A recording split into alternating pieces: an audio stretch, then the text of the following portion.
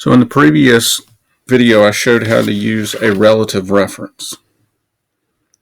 In this video, we're going to talk about an absolute cell reference.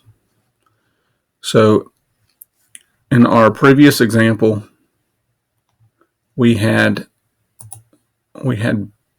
cell B3. It was referenced in a formula in B18, and in our formula bar, I'm going to double click to show it to you here in the cell, we have B3.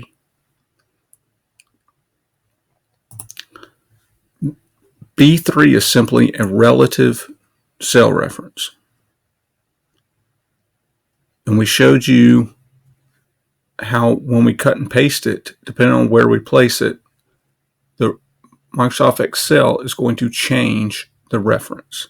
But to keep Microsoft Excel from changing the relative reference, we want to create an absolute reference instead.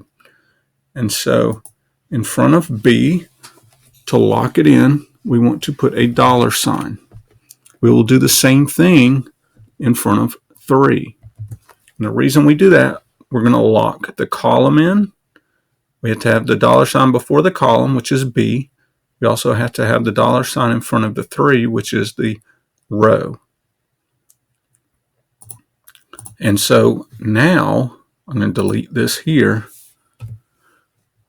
Go back up here. I'm going to copy. I'm going to go down here like we did in our other video, and we're going to paste it.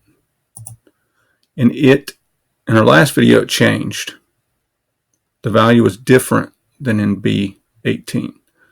Here, if you notice, it keeps B3 because we locked it. We have an absolute reference. It will not change it because we used the $signs in front of the column and the row letters and numbers. So they define an absolute cell reference. It's a specific cell or range of cells regardless of where the formula is located in the worksheet. And absolute cell references include two $signs in the formula preceding the column letter and row number.